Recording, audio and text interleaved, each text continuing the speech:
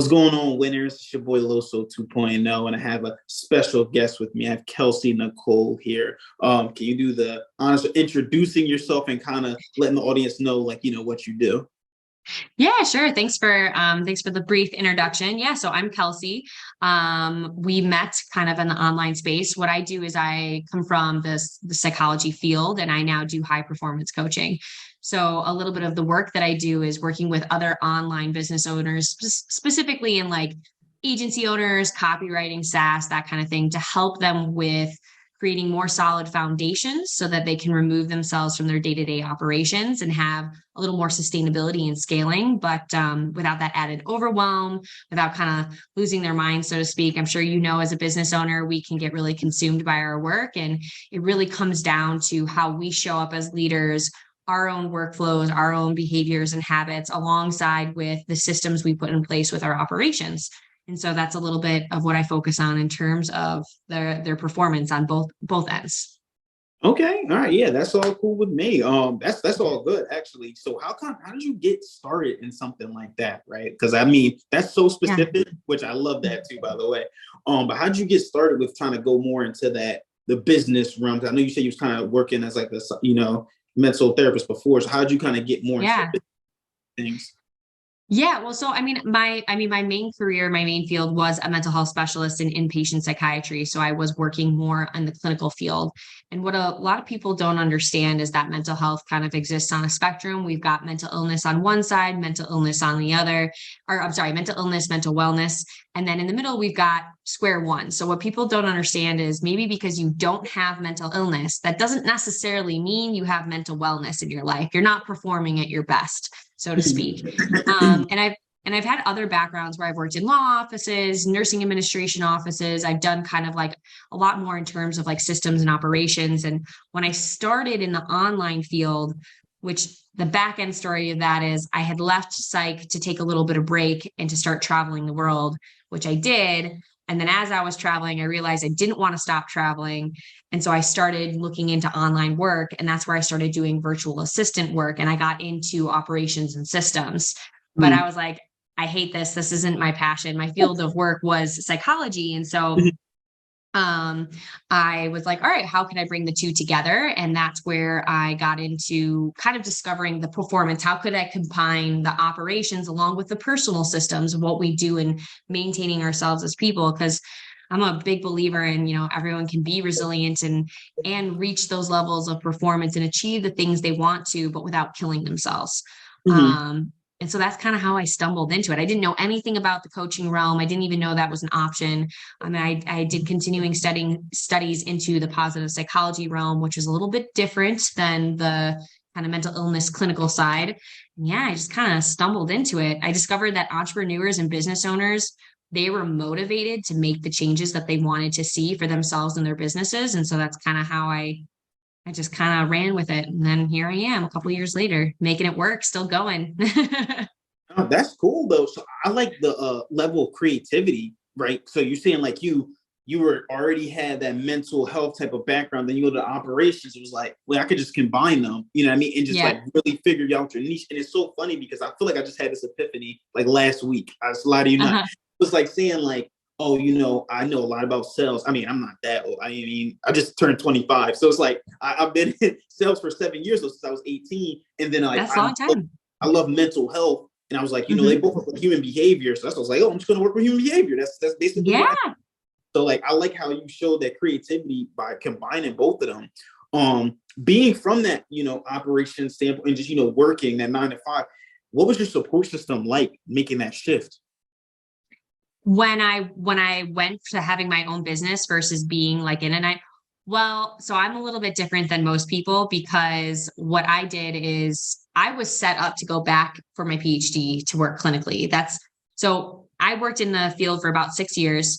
Mhm. I busted my ass to pay off my loans. I did that in like 2.5 years. And then I worked another year to save money. And then I quit my job and I went to Australia. And I was in Australia. I was doing their like holiday working visa. And Mhm. I was just taking some time. The inpatient psych field is a bit heavy. So I needed a little bit of a break. I was taking some time off. Australia is a very expensive place to live without working. So I No, did end up, yeah, yeah. So I did end up I just started doing some bullshit jobs. I did like service industry. I did, I worked in like paper collating like kind of office, and I was like the only white person. It was great. It was an interesting experience for me. I was like, all right, this is cool. It was all Indian people. I got fed the best Indian food I've ever had. But yeah, so I started doing stuff like that. And then I decided I didn't want to stop traveling, but I was running low on cash, and I went towards Southeast Asia because it's much cheaper and the cost of living is just very low. And that's when I started doing online work. So I kind of supplemented by living somewhere with a very low cost of living. And I started working on my business. And then I also started teaching English online, which was just a very easy job to do on the side while I mainly like hustled during the day on my actual business, and then worked like 4 or 5 hours in the evening teaching English online. And when I say the cost of living in Southeast Asia is super cheap, my cost of living with my apartment, like a nice studio, all my groceries, utilities, paying petrol for my motorbike, and I'm like a 7 minute walk from the beach, 450 USD a month. that's Like, great. so I kind of, yeah. So I was like, well, what a great place to start a business and like, try to get things going. And so that's how I did that.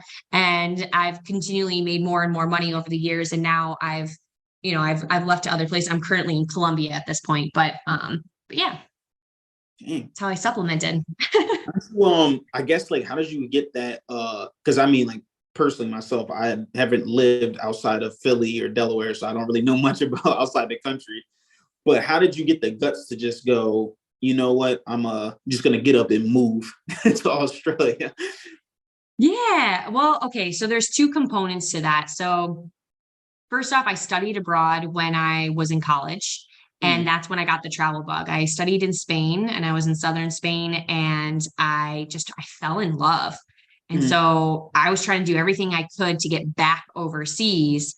And I I then did an internship where I worked in a private psychiatrist's office like a summer or two later in Madrid. I went to a different city in Spain, and I did that. And I loved it. And that's kind of how I fell in love with the idea of traveling.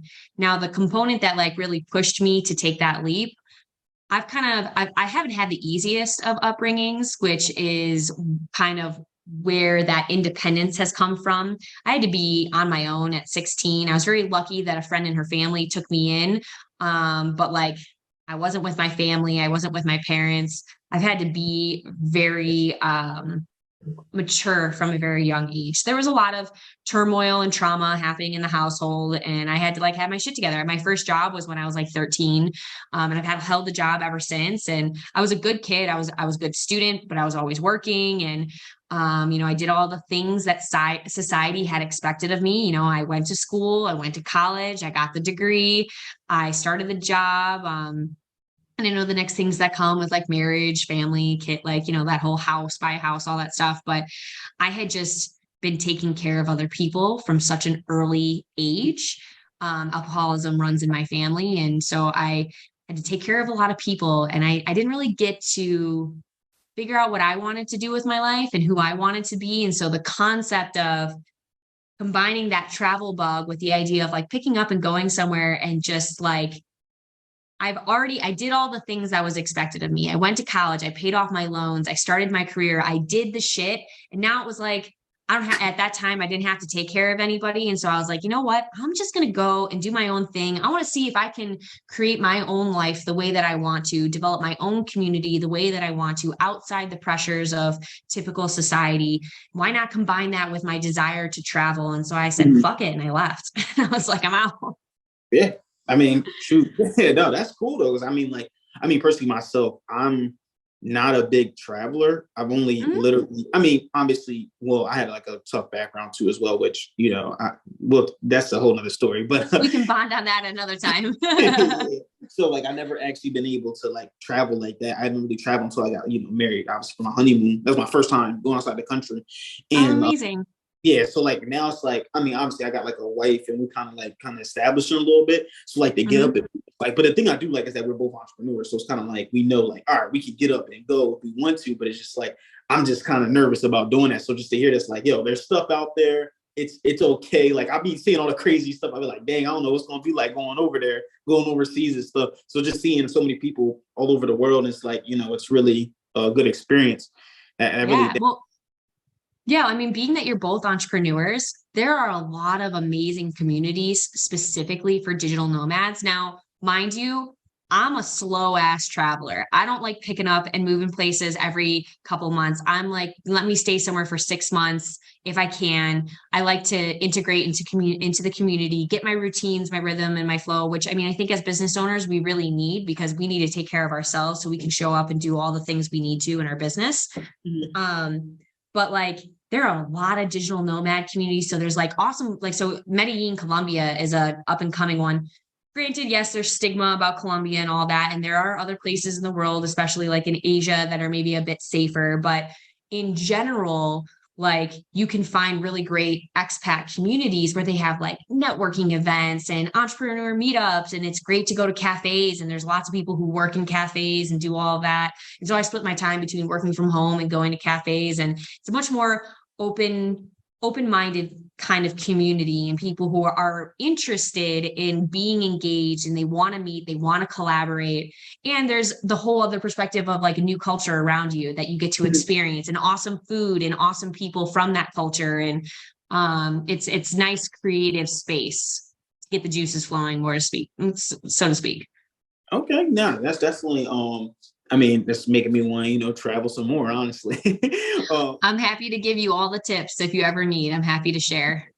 That's cool. That's cool. That's cool. So, obviously, you travel a lot of stuff as well. Now, you help people work with this, but I want to know what are some of your greatest tips on, keeping that work-life balance, right? Because, like you said, as entrepreneurs, like we're constantly on the go. I know personally myself, it's like honestly, up to the point where like my business, it basically is my life. So I'm like, well, I love it. Like this is just what I love to do.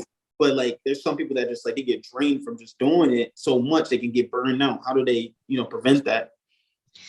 Yeah, so it comes down to a couple of things. These days, I try to avoid saying like work-life balance because everyone gets up my ass about it. It's more so like work-life harmony, right? Sometimes when we're like deep in it with building something in our business, yeah, we're going to put a little more time and energy into the business side, but it's about having still consistent harmony in some way where we don't let other things fall by the wayside. But typically when I talk to my clients, what the key components are is you need to have energy management, emotion management, and mindset management. And so when we look at like energy management, this comes down to how are you physically taking care of your body? Are you getting your 8 hours of sleep? So the overarching of these management parts is boundaries and communication, which most of us suck at. One, we're not taught how to do that. This is where a lot of our mental health issues come from. This is where a lot of our relationship issues come from. But it also really shows in that like hustle culture, which there's nothing wrong with working hard. I'm all about it. I've worked hard my whole life, but like we don't need to hustle to the point that we burn ourselves into the ground. It's there's a whole old story like, don't set yourself on fire just to help someone else, right?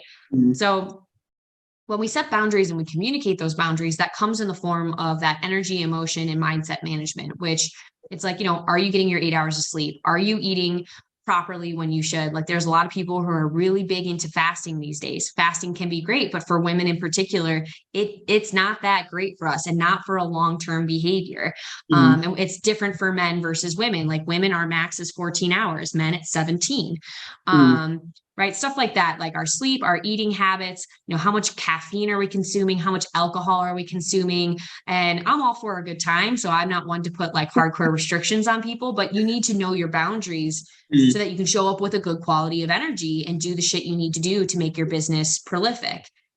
Same with our emotion management, right? Many of us don't learn how to properly express, feel, and cope with our emotions. And so having certain practices that can help regulate our nervous system that keep us in a place of, right? I don't know if you know anything about autonomic nervous system versus our parasympathetic, but our parasympathetic is that relaxed state. And most of us are functioning on a regular basis from our autonomic nervous system, which is that fight, flight, freeze, fawn, where we're just like constantly dealing with stress. But we can actively take actions such as like breath work, where we do it for 5 minutes a day, and it helps to reset our nervous system. And when we're functioning from a calm state, we have better executive functioning. So that's another like component of it. And then when it comes to mindset, right, we hear all sorts of things about imposter syndrome, or, when we have procrastination issues, or, the struggles that we encounter showing up and being consistent in our business. So you kind of mentioned sales. So and I'm assuming as a business owner, quite a bit about marketing and prospecting, right? So to do marketing and prospecting, and you're talking about how you've been putting out content for a couple of years, to see traction, to gain traction, a big component of it is being consistent, right? But for most of us, marketing and prospecting and sales is out of our comfort zone. Like that's not our zone of genius. Like, for me, performance coaching, that's my zone of genius. That's what I'm good at. But in order to have a successful business, I had to learn marketing. I had to learn prospecting. I had to learn sales. And in doing so, you have to be consistent in showing up. But a lot of people, they experience a lot of mental roadblocks, like why they don't want to show up and do something. It's the same concept of like, why I don't work out every day. We'll say we'll work out 7 days a week. We miss one day and then we fuck it up and we're like, yeah, I'm not going to do this. And it falls by the wayside. It's this all or nothing kind of mindset. So between these three areas and learning how to set proper boundaries and communicate them, especially even in other ways with our clients, with our team members, if you are able to manage that, you can create high performance all around between the business and your personal self and have that better harmony between the two. Yeah, no, I totally agree. I think also too, that's just a matter of, one thing that I'm like big on too is like showing gratitude. So like, if I'm being consistent, you know what I mean? There's like, obviously there's days where I missed, right? So it's like, oh, I missed this day. Instead of going like, dang, I missed this day, like getting down on myself, I would just say, hey, but look at all the other stuff that I did, right? I was still able to read for my 45 minutes that day. I was able to do this. Yeah, I was able to do that. So just like looking at the other things as like, all right, this is what I did achieve this. So I still got better today. It's just I didn't post my content today. So it's like, all right, now tomorrow, it's like I'll put like a little star and like, all right, maybe that one I got to do first to make sure that I do it. Right. So, noticing what your priority is, and that when you do miss something, instead of beating yourself up about it, you're gentle and understanding, and then you just make it a priority the next day. Yeah, that's pretty much it, really, honestly. I think like that is it, but it's just like sometimes people, like you said, you get that one time and just like, you know what?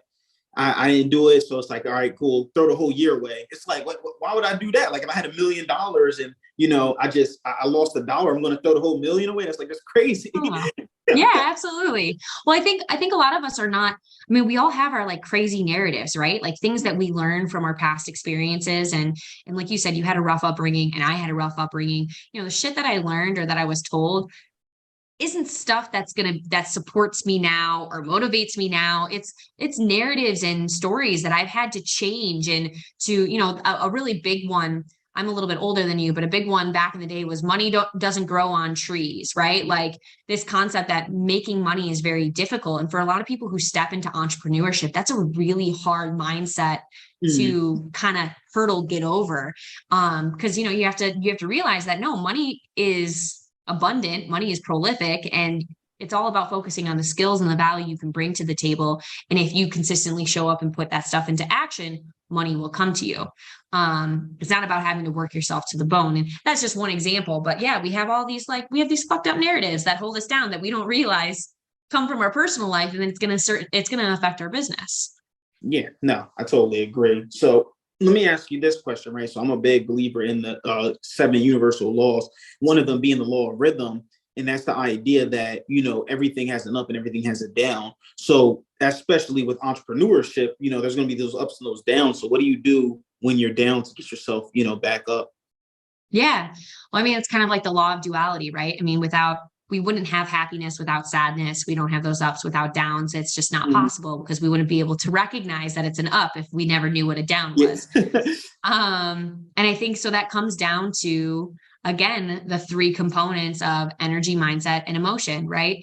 When we're in a down, being able to be self-aware enough to recognize I'm in a low. And then what is it that we're telling ourselves about being in a low? Are we being like, I'm never going to be back up. This is what it is from now on. I've totally fucked up and I failed. I'm never going to be successful ever again, right? If we're telling ourselves these things, that's not going to help us get out of a low. And so being able to recognize how we're talking to ourselves in that moment, super key, super important.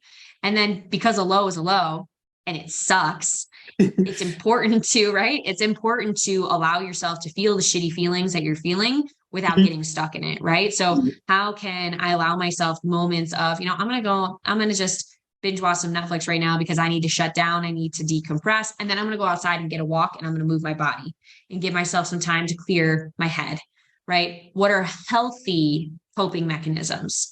Not we call them maladaptive coping mechanisms, where people will then lean heavily into drinking or into even healthy things like over exercising, where they push themselves in other ways because they don't want to feel the things that they need to feel. And so we tend to shove them to the side. And it's all about learning how to allow yourself to process and feel your emotions without collapsing, basically. And so having healthy coping mechanisms in place for that. And then, of course, your basic needs, making sure you're getting your sleep, you're eating, and you're showing up for yourself on the most basic level, because despite whatever low fuck up fail that has happened, you are still a deserving and worthy person of having your basic needs met. And we need to show ourselves that. Yeah, no, 100%. So let me ask you this. I was watching Russell Brunson. I don't know if you're familiar with him at all. And he was talking about, show me your library and I can show you what type of person you are, right? So let me ask you, what's your favorite book and what's the biggest lesson that you learned from it? Wow, gosh. Okay, that's a really good question. I've had different favorite books over the years. My current favorite book is Breath by James Nestor, which it was like a New York Times bestseller. It's not like the best read. It's not the greatest in the world, but it is all about breath work. And I'm really big on breath work for like nervous system management.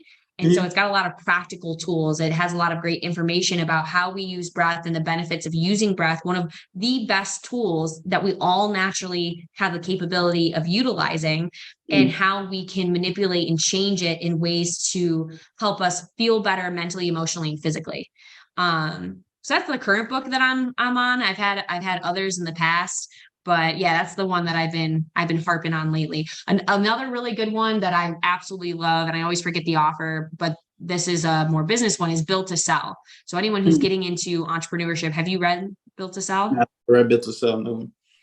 Great freaking read. Very easy. Tells it like a story. Can't remember the guy's name. Sorry, Mr. Author. But Built to Sell, for anyone who's running a business or starting a business, it's a great book to read because it gives you the overarching picture of like, what do I need to focus on of how I'm going to build my business based on the ultimate goals, because it's going to change what you do based on if you want to sell it, if you just want to run it passively, or if you want to still be heavily involved in the day-to-day. And so it's a really interesting read for an overall picture. Okay. No, those are some big things, man. And obviously this was a lot of great information. So let me ask you this.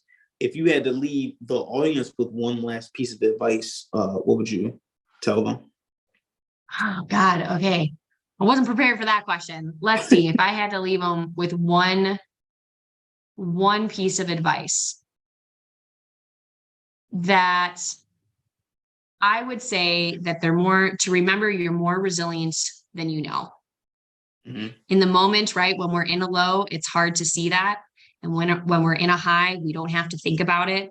Yeah. But we are more capable than we believe sometimes. And to know that it's possible to truly sustainably go after what you want and create the business that you want, to create the life that you want, to have that harmony and to have that stability. And I think that's all we all really want. And so to just remember that they're capable of it and that they're more resilient than they know. Yeah, that's good. That's good. I actually appreciate you taking time. This is one of the better ones that I have. Good. Good. Because you're just so like, it gives me like, it's just like this one I had that was pretty good too. It's like you're so like, it's like free spirited kind of in a way. I don't know how to explain it, but it's just like I like that. Yeah, that's good. I mean, I like to talk, so I'm happy to bring the good energy to the conversation. No, definitely. I appreciate you taking the time out to hop on the podcast. If anyone to, help with any type of performance, and getting that work-life harmony, how could they reach you? Yeah, so I mean, I can give you my information for the show notes, but the two main ways to find me is via my Facebook profile or my LinkedIn profile, Okay. both which I'm heavily active on. You can, they're open profiles, so you can see everything. But yeah, if anyone's looking for support with that, I'm happy to help. And yeah, and I appreciate you inviting me on. I've also enjoyed the conversation. It's been good, and thanks for just letting me babble at you a little bit. No, that's all good. Thank you. Appreciate it. So yeah, we're gonna put the information in the show notes, where you can reach out to Kelsey Nicole and get your help with performance. And I like that work-life harmony. That may be the title. There you go. Work-life harmony, baby. So I appreciate you guys, man. You guys know, keep killing the day. Winners win, losers lose, and you guys pray for success like this. See you guys.